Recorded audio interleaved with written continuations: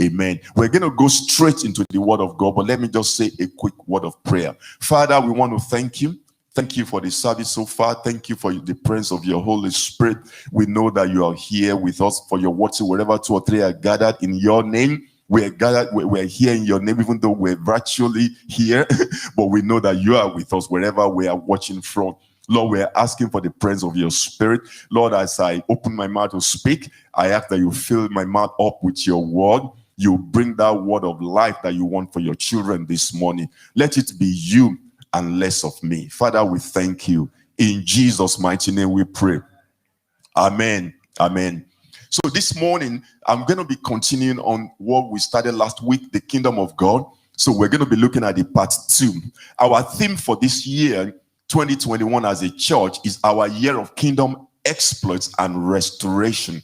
And our main texts are found in Matthew 6:33, which is a very popular scripture that says, "But seek ye first the kingdom of God and his righteousness, and all these things shall be added unto you."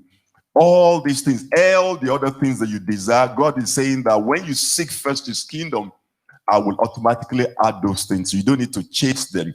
Also, the other scripture is Daniel 11:32. Daniel chapter 11 verse 32, the B part says, "But the people who know their God shall be strong and carry out great exploits." You see, in order for us to seek first God's kingdom and his righteousness and to do great exploits for God's kingdom, even in this year 2021 and beyond, it is very, very important we understand what God's kingdom is. To have a good understanding and good grasp of what God's kingdom is, you can't seek effectively what you don't fully understand. To seek something, you have to fully understand it in order to seek it effectively. So that's why we've been bringing this message about the kingdom of God. Do you know that the kingdom of God is the central message of Jesus?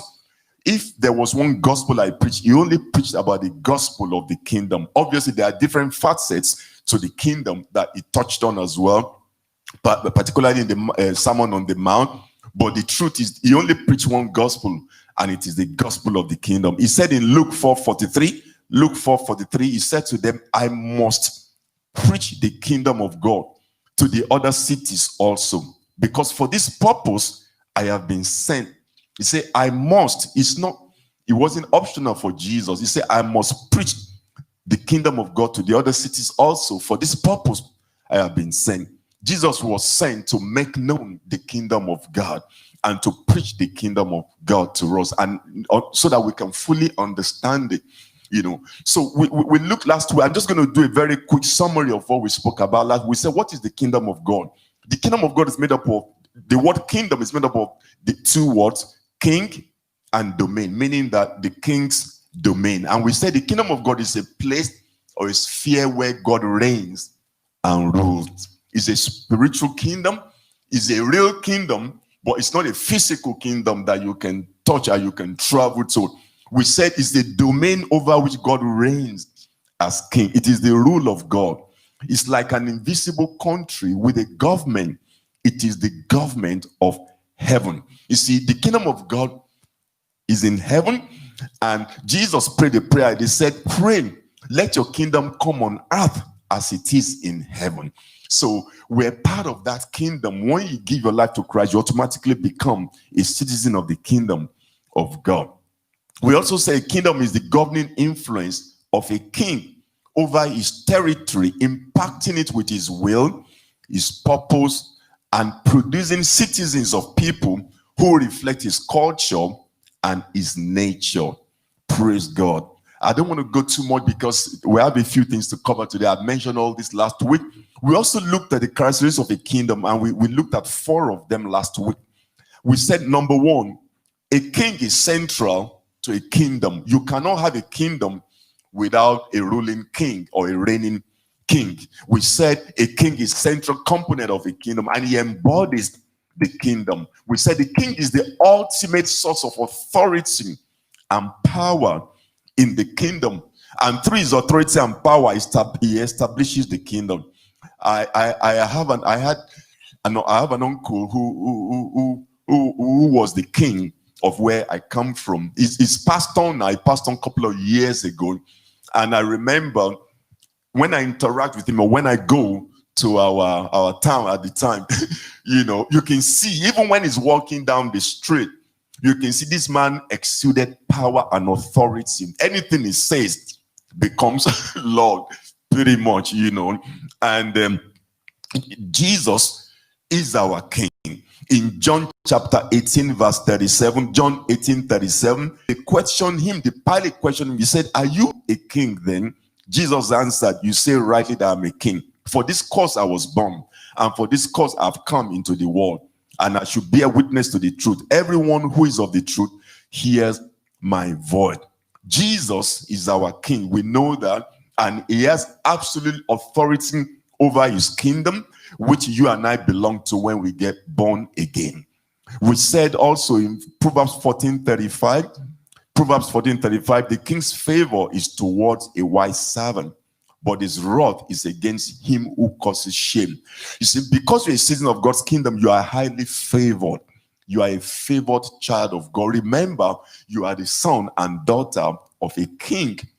Can you imagine even the monarchy here, Prince William, Prince Charles, these people, because their parents are the ruling monarch, they exude power. They are privileged people.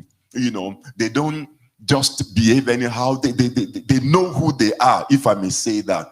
So know who you are. You are the child of the Most High God. You are the child of the King of the universe. Say amen. And you are favored. We also said, number 2, every king is also Lord. All kings are Lord in a kingdom. What we're doing, we're comparing the natural kingdom with God's kingdom. And we're seeing, because there's a lot of similarity. The natural kingdom takes all its characteristics even from God's kingdom. We said that a Lord means mighty owner. Adonai. A king owns all that is in their domain. All true kings are personally legal owners of territories or domain. That's why the Bible says in Psalm 24 verse 1-3, say, the earth is the Lord's and its fullness, the world and those who dwell therein. For he has founded it upon the seas and established it upon the waters. Who may ascend unto the hill of the Lord? Who may stand in his holy place? Let me just stop there. What we're saying here is the earth belongs to the Lord. He is our king. He's not only our king, he's our Lord. What does it mean to be Lord? It means living under a law means giving up all concepts of personal ownership. We have been bought at a price. Bible says, Corinthians, according to Paul, what it means, we relinquish control of our life to him because he's Lord. Whatever he says, if he says give, you give. If he says forgive, we have to forgive, because you remember, he is Lord. He's not just our Savior. As Christians, we sometimes see Jesus more as our Savior than as our Lord. He must be Lord. This involves taking our hands off the controls of our life and allowing him to be in control. It means absolute and total surrender, because he's Lord. You see, remember, kings are Lord. They own everything. So even when we say we work and we make money, we are just custodians of whatever wealth that God has. The Bible says he's the one that teaches our hand to make wealth. So he's Lord. Remember, he's your Lord. It's not just we see Jesus more as our Savior. We forget that he's Lord. Whatever he says, is what matters. We're not our own. Jesus himself said in Luke 6:46, he said, why do you call me Lord, Lord, and do not the things which I say? Jesus, the next verse, it says here that whoever comes to me and hears my saying and does them, I will show you whom is like. What is this saying here? He's saying that there's no point you call me Lord and you don't do what I say. So you accept him as your Lord and Savior by doing what he says. He must be Lord of every thought, every action, even in our speaking, in our giving, in everything that we do. Praise the Lord. May the Lord give you grace to see Jesus as your Lord and surrender to his will, whether you like it or not. Say amen. Praise the Lord. Praise the Lord. We also last week, we said every kingdom, number 3, we said every kingdom has a constitution. You see, in the United States, they have a constitution that they go by, and they put that constitution together by deliberating and coming up, and that is what becomes the rule of law. In God's kingdom, the Bible is our constitution, and you don't just change the constitution just because, or you decide to remove it because you don't like it. No, it is law.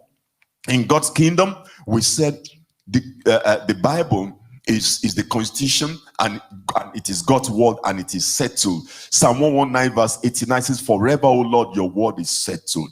What is the application of this? The word of God is infallible. The word of God is complete. The word of God is totally sufficient for all. We don't need anything else outside the word of God. Remember, Bible says in 2 Peter 1:4, it says, by which God has given us exceedingly great and precious promises, that through those promises in his word, you can be partakers of the divine nature, having escaped the corruption that is in the world through lust. What does that scripture mean? Just saying that when God has given us exceeding great promises in his word, and because that is his constitution, and he expects us, when we walk by faith with it, we see result. May you begin to see result today in Jesus' name. Number 4, we said last week that every kingdom has a unique culture. Every kingdom has a unique culture. And you see, before we got born again, we were in a different kingdom. When the kingdom of darkness, you know, Bible says in Colossians, I think it's Colossians chapter 3:10. Yes, Colossians 3:10. Thank you, my brother. Colossians 3:10, that we were translated from the kingdom of darkness into kingdom of God's light. Amen. So we're in a different kingdom, which had different culture. In that culture, you know, there were different things that we used to do, but when we now come into God's kingdom, you know, it comes with different attributes and culture. There's a culture of the kingdom, and the culture of the kingdom is righteousness, peace, joy. In Romans 14:17, justice, honesty, integrity. We can't be part of God's kingdom and still be walking in lies and all kind of things. Do you know the kingdom of darkness? You know what the culture is? 1 Corinthians chapter 6 verse 9 to 10. 1 Corinthians 6 verse 9 to 10. Say, do you not know that the unrighteous, you see, when we're not saved, they call us the unrighteous, will not inherit the kingdom of God? Do not be deceived. This is the culture of the kingdom of darkness. Kingdom where before we became saved, fornicators, idolaters, adulterers, homosexual, sodomites, thieves, covetous, drunkards, revilers, and extortioners. He said all these people will never inherit God's kingdom, because it's no longer the culture of God's kingdom anymore. You know, when we were not saved, that was the culture. But in God's kingdom, it's righteousness, it is peace, it is joy, it is integrity, honesty. So remember, we need to learn, we need to unlearn something and learn some new. That's why Paul will always say, put on this and put off this. He was saying that we need to put off lying. Colossians 3:9. Put off all these things, because we don't belong to those kingdom anymore. Say amen. Praise the Lord. So basically, that was where we stopped last week, and I've used half of the time to do that. Okay, right. We now want to go look at 4 more characteristics of God's kingdom, so that we can begin to understand better how we can relate to God and relate to his kingdom. Number 5, every kingdom has a citizenship principle. Citizenship principle. Do you know that citizenship is the most sacred privilege of a nation? And the reason is because citizenship has great privileges. It's not a right, but a privilege. So when you become saved, you become a citizen, obviously, of God's kingdom. Do you know, even in the natural, you see people coming on all those dingy things from trying to cross the channel just to come into United Kingdom. You know why? They feel that they can have a better life here. They feel that when they come here, there's a lot of privileges for them. So citizenship is the most precious gift that any nation can give.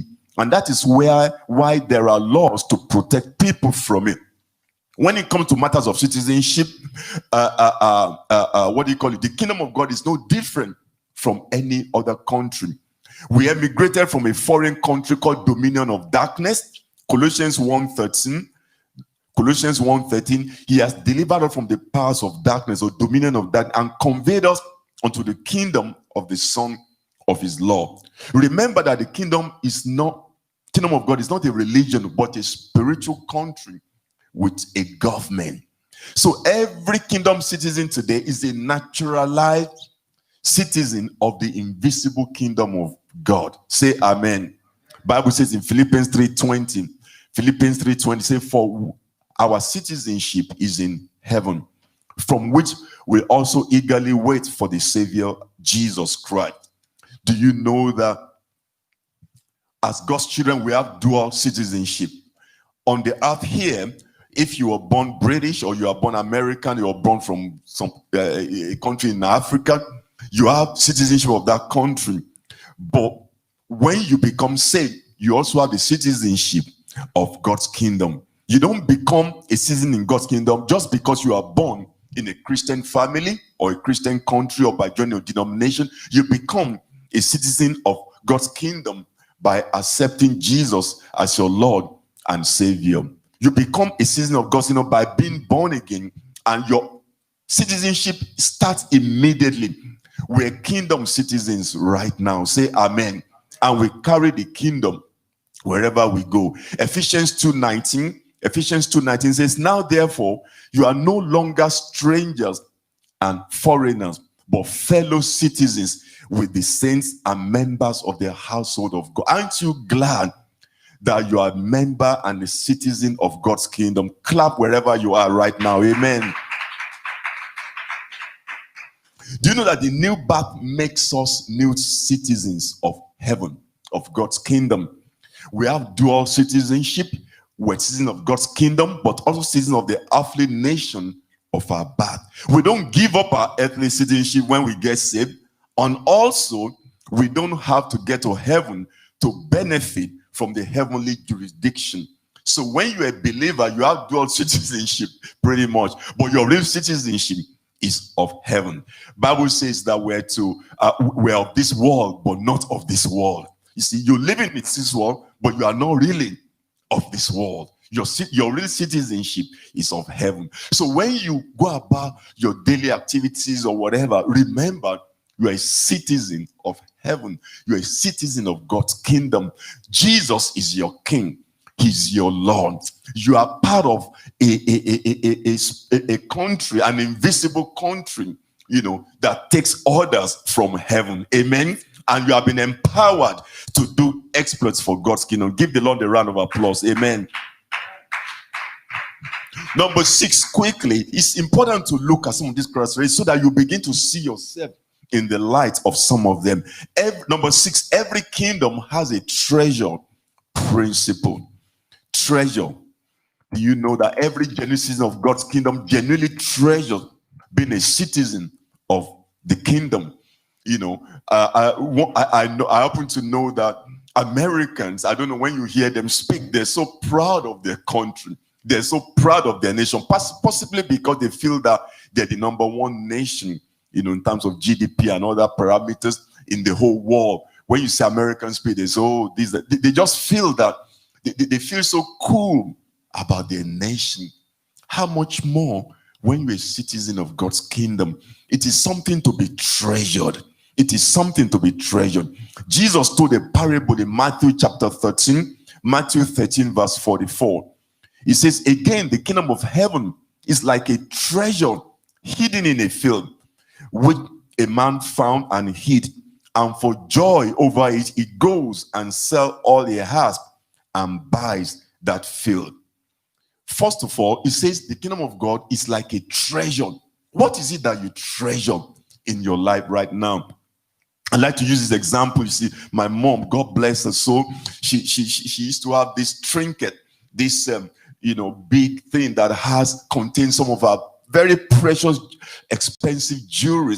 And sometimes you can see she would just bring them out and have a look at them, bring them out, clean them, put them back, and she used to hide it in a particular place. What am I saying here? What you treasure, Bible says whatever you treasure is where your heart will be. What is your treasure today? If the kingdom of God is not a treasure to you, you need to begin to repent, because Jesus said the kingdom of heaven is like a treasure. Treasure, it means that it is priceless. It is more valuable than any achievement or wealth or anything that we may acquire in this world. He said somebody found it and went to sell all he has just to sell all he has just to get it. He didn't say that he sold, he bought the treasure. He said he bought a land and kept that treasure there. So you don't buy God's kingdom. You don't pay your citizenship into heaven. You remember what he was saying in that scripture is that he goes and sells all he has and buys the field. He did not buy the treasure. The treasure is a gift, and God's kingdom, eternal life, is a gift, or being a kingdom citizen or being born again is a gift from God to us. Bible says in Ephesians 2:8, for by grace we have been saved through faith, and not of yourself. It's a gift of God. The gift, salvation is a gift, as we all know. When God gives us eternal life, and when he gives his own life to us, he expects in return that we give our life back to him. If we accept Jesus' love towards us, then the only proper response is to say, Lord, I give myself totally to you. Praise the Lord. That's what Bible says Paul said in 2 Corinthians chapter 5, verse 15. 2 Corinthians 5, verse 15. He says, he died for all, and that they who live should no longer live for themselves, but for him who died and rose again on their behalf. What are we saying here? Now that you've received that gift, don't live for yourself. Live for his kingdom. Live for him. Say amen. And it says, for his joy, that God that found the treasure. The Bible says, for the joy. The kingdom of God is about joy. It's about righteousness. It's about peace in the Holy Spirit. Say amen. What we're saying here is that, what's the application of this in our daily life? I don't know what you may have sacrificed or given up for the kingdom, but Jesus teaches in this parable that no sacrifice is too great for following Christ. Don't ever allow whatever you do for God or in God's kingdom or whatever, to become a burden, because nothing is as precious as the kingdom, as your citizenship, as a member, as a citizen of God's kingdom. Say amen. Whatever happens, whatever it costs you, you will gain much greater, if that makes sense. Say amen. It means that even if one loses something, in order to have the kingdom or be born again, it is well worth it. You know why? It is a treasure. A lot of time we allow our needs, our desire to become more, to be of more treasure to us than God's kingdom. God is saying, Jesus is saying in that, he spoke about a pearl as well. He said it's a treasure. You got to treasure it. Jesus said in Revelation, make sure that no one takes away your crown. Hold on to it. It's the most precious thing. That is why some of the apostles, they killed them for their faith. You know why? They consider the kingdom of God of more value, more treasure than even their own life. They killed all of them apart from John the Divine. You know why? They treasured it because they saw Jesus. They knew that this man is the real deal. This is God himself. And what are we saying here? What is treasure to you today? Have you allowed situations or things to become more treasure? You see, where your treasure is, where your heart will be. If it is money, Jesus said you can't love God and mammon and money. So what you treasure, that is where your heart will move towards all the time. And kingdom becomes less priority. But Jesus said in Matthew 6:33, it defined the priority of life to us. He says, seek ye first my kingdom and his righteousness, and all these other things I will throw it in for you. Solomon, one time, King Solomon, even though it was in the Old Testament, Bible says he gave this offering that is, nobody has ever given. And God said, what do you want? You know what he said? He said, give me wisdom to be able to lead these people of yours. That is kingdom. He was thinking kingdom. You know what God said? Because, I'm just paraphrasing, because you have not asked for the life of your enemy. You are thinking about my kingdom. Even things that you don't want, I'm going to give it to you. They said this man was so rich that even when the Queen of Sheba came and she saw what this man had, he said, my God, this is serious. The richest man, according to the Bible in those days. You know why? Kingdom was his priority. He was already thinking. He said, God, give me wisdom to be able to lead these great people of yours. He wasn't thinking about himself. A lot of time we're thinking too much about myself, my need, myself and I. Oh, how am I going to look? Let kingdom be your priority. When kingdom is your priority, you see those things, you won't even work for it. I know men of God, some men of God, that kingdom is their priority. Things just comes to them. They don't even work for somebody. God will just touch somebody and say, you know what? He said the man desire a particular thing. God will just touch somebody and say, well, go and give this person that. It will touch somebody's. You don't even have to work for it. You know, the problem with us is that we've relegated kingdom to when we have time. Let me do all my busy schedule. When I've got 5 minutes, let me just quickly do what I can do. What can I do according to the church or kingdom's calendar for 5 minutes? Then we do that and we think that we have worked for. That is an insult to the King of Heaven. When we understand what kingdom is, you know what Peter said? He said that he may increase while I decrease. Say amen. May the Lord increase in you while you decrease in Jesus' name. Praise the Lord. Paul said in Philippians 3:7 he said, whatever gain I had, I counted as loss for the sake of Christ. Indeed, I count everything as loss because of the surpassing worth of knowing Christ, Jesus my Lord. For his sake, I have suffered the loss of all things and count them as rubbish in order that I may gain the kingdom. Say amen. Jesus said in Matthew 10:37-39, Matthew 10:37-39, he said, he who loves father, mother. Look, these are strong words of Jesus. He who loves father, mother means not worthy of me. He who loves son, daughter, mother means not worthy of me. He who does not take up his cross and follow me is not worthy of me. May we all be worthy of our Lord Jesus Christ in Jesus' name. Praise the Lord. If you might ask today, do you really hold the kingdom of God as treasure in your life today? Being a citizen of the kingdom or being born again is something to be treasured more than anything else. Say amen. Number 7, very quickly, every kingdom has an influence principle. What do I mean by that? In natural kingdoms, citizens of a kingdom, what they do is that they are committed to make the influence of the king and his will felt, not just in this kingdom, but even in the surrounding kingdoms. So they have an influence principle. When you're a genuine citizen of a kingdom, what you do is that you speak very highly. You make known your king, not just within your kingdom, but everywhere else. So because the king is the central component of the kingdom, his influence and his will must be made known by the citizen because they believe in him. Jesus gave us a commandment in Matthew 28:19-20. He said, go therefore and make disciples of all nations, baptizing them in the name of the Father, Son, and the Holy Spirit, teaching them to observe all things that I've commanded you. And lo, I am with you always, even to the end of the age. He commanded us, he said we're to be witnesses for him. I want to encourage you that, have you ever made Jesus known? If you're a citizen of the kingdom, when was the last time you spoke to somebody about your king? When was the last time you influenced somebody? It could be at work. Let me give some ideas.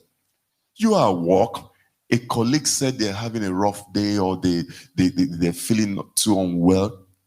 Obviously, do this with wisdom and be led by the Spirit. There's nothing wrong. You say, oh, can I say a prayer? Or, is it okay if I tell my church to say a prayer for you? And things like that. You remember, I think it was Sir Janet mentioning when she used to work at Debenhams, people come in and, she's just ministering to them. And that is influence. That is making the King known in your sphere of influence. Wherever you are, you carry the kingdom, and you need to make the kingdom known. Say amen.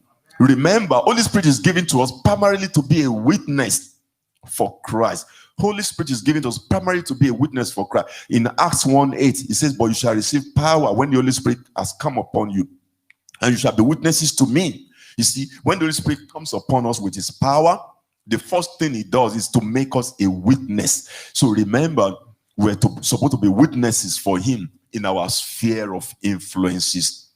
Wherever sphere of influence you're in, you can be a salt and a light there and bring the kingdom there. You can change the whole environment because of what you carry. Say amen. Remember that in the kingdom, we make our king known. We make our king known wherever we go. Say amen. The message of the Bible is about a king, his kingdom, and his royal offspring. I'm glad to let you know, if you're a believer, you are one of his royal offspring. Say amen. So look for creative ways of making the influence of your kingdom wherever you go. You carry the kingdom wherever you are. A colleague says the other day, says, is it all right if I say a little prayer for you? People love prayers. Bible says in Mark 16:7, this shines, Mark 16:17-18. And this sign will follow those that believe in my name. They will cast out demons. They will speak with new tongues. They will take up serpent. And if they drink anything deadly, it will by no means hurt them. They will lay hands on the sick, and the sick will recover. You know why we're not seeing a lot of healings? We're just sitting down where we are. We come to church all the time, but we don't do. Our coming to church is to be empowered to receive teaching and to receive a power, so that when we go out there, we can be a great influence to our community. May you begin to be a great influence in your community from today onwards, in Jesus' name. And the last point I want to mention today is every kingdom has royal privileges. Every kingdom has royal privileges. The royal privileges of the kingdom are the benefits that the king affords his citizens. They serve as security for being in good standing with the king.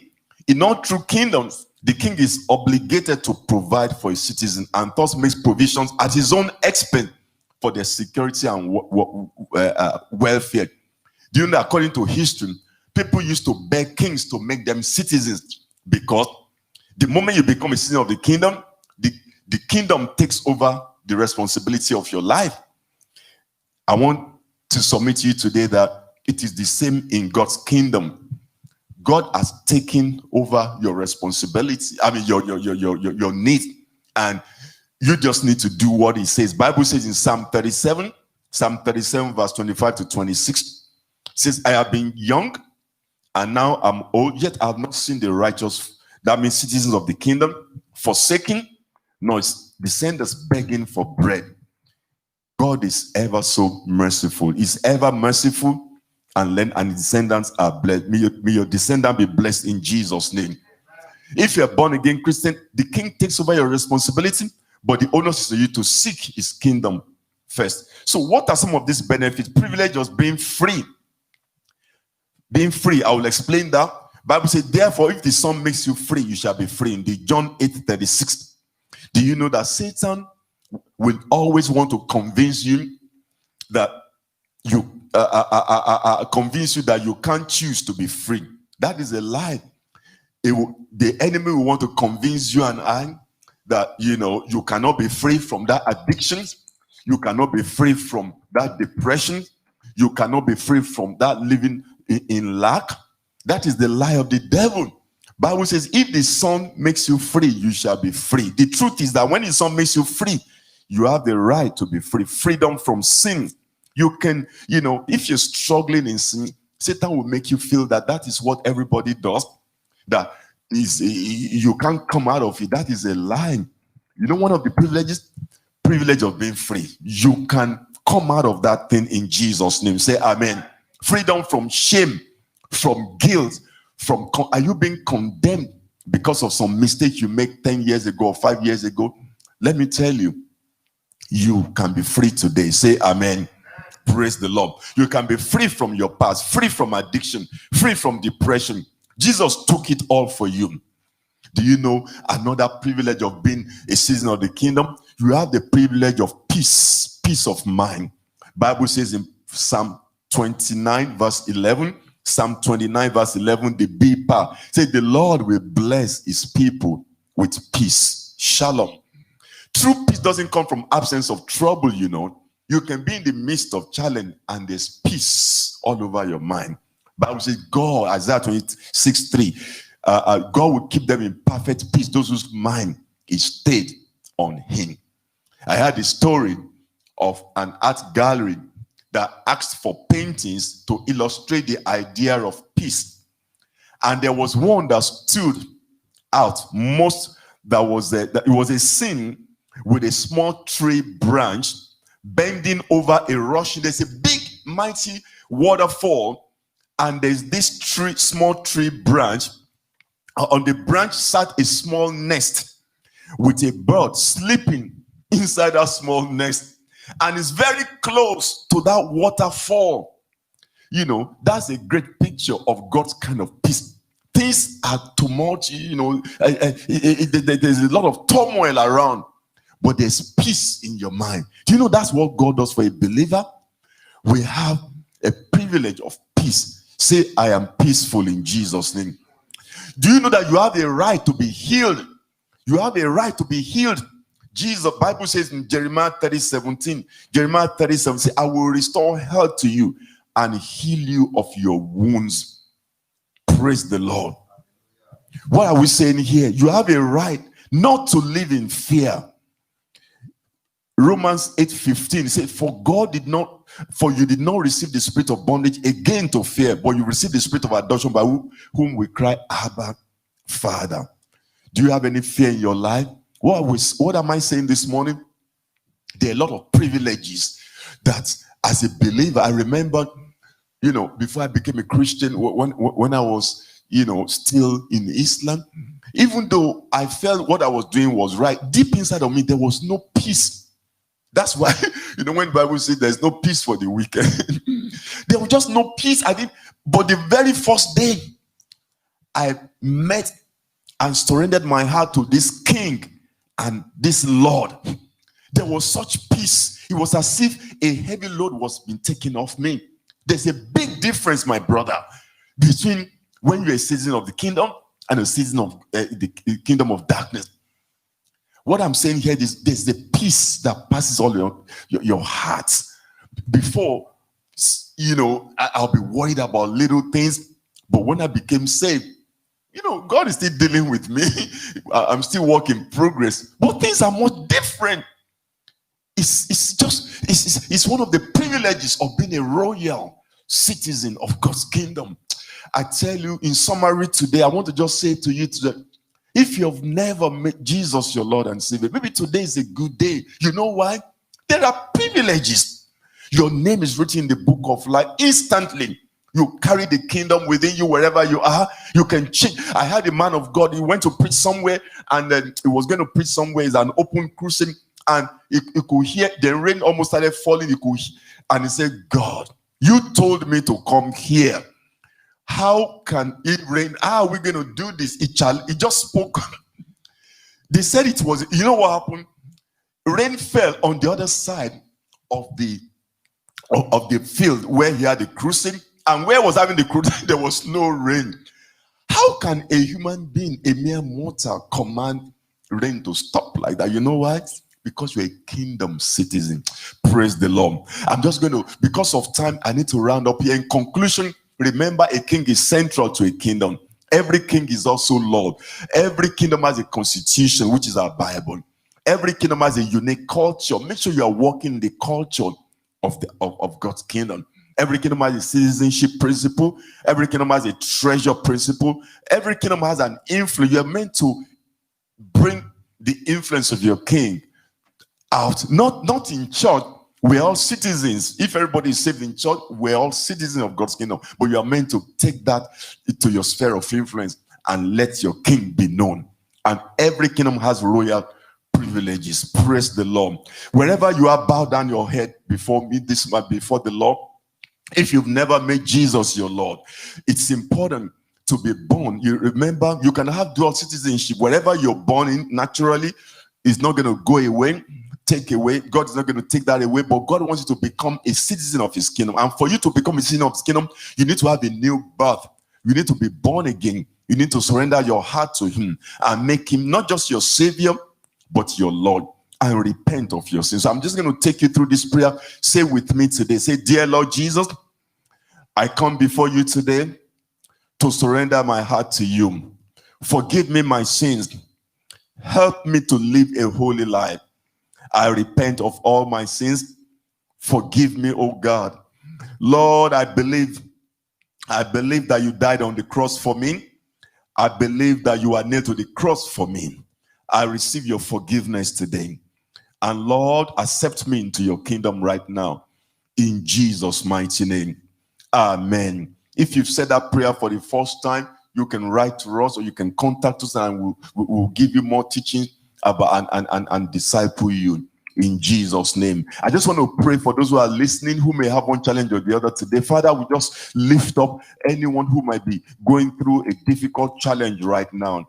Father, your word declares to us that you are with us wherever we go. Your word says you will help us. When we go through waters of fire, you will be with us. Lord, we just pray your strength upon that person right now who may be struggling in their walk with you or in their faith, or who are afraid of some situation. Father, take away every fear from their life. In the name of Jesus, strengthen them by your power. In the name of Jesus. Father, we thank you. Lord, we bless you. Lord, we honor you. Bless your people today, oh God, with your peace. In Jesus' mighty name. Amen. Praise the Lord. Let's give the Lord a round of applause this afternoon.